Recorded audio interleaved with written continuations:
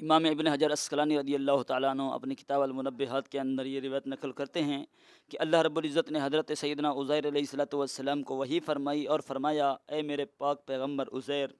اذا اذنبت ذنبا صغیرا فلا تنظر الى صغره وانظر الى من الذي اذنبت له، او کما قال، فرمایا جب تجھ سے کوئی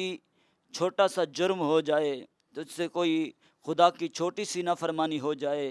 تو اس کے چھوٹے پن کی طرف نہ دیکھنا، یہ نہ دیکھنا کہ تجھ سے ایک چھوٹی سی معمولی سی غلطی ہوئی ہے، بلکہ یہ دیکھنا کہ کتنی بڑی عظیم ذات کی نافرمانی ہوئی ہے۔ یعنی کہ گناہ کے چھوٹے ہونے کی طرف نہیں دیکھنا، بلکہ یہ دیکھنا ہے کہ گناہ ہم نے کیا کتنی بڑی عظیم ذات کا ہے۔ اور فرمایا کہ جب تیرے پاس کوئی نیکی آئے، اذا اصابک خیر یسیر فلا تنظر الی صغرہ، جب تمہیں کوئی چھوٹی سی بھلائی پہنچے، کوئی چھوٹی سی نیکی پہنچے، تو پھر اس نیکی کے چھوٹے ہونے کی طرف نہ دیکھنا، یہ نہ دیکھنا کہ یہ نیکی، یہ بھلائی یہ چھوٹی ہے، بلکہ یہ دیکھنا کہ کتنی بڑی عظیم ذات کی طرف سے تیرے ساتھ یہ بھلائی کا معاملہ ہوا ہے۔ اور اللہ رب العزت نے فرمایا،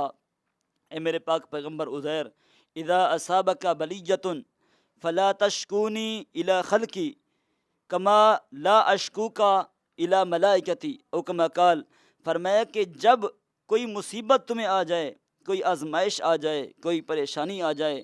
تو میرے بندوں کے سامنے میرا شکوہ نہ کرنا، میرے بندوں کے سامنے میرا گلہ نہ کرنا، میری شکایت نہ کرنا، شکوہ نہ کرنا،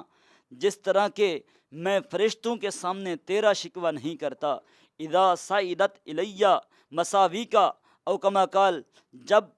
فرشتے تیرے اعمال لے کر میری بارگاہ میں آتے ہیں، جب میں ان کے سامنے تیرا شکوہ نہیں کرتا، تو بھی میری مخلوق کے سامنے میرا شکوہ نہ کرنا۔ تو دیکھیے کتنی بڑی پیاری اصلاح ہے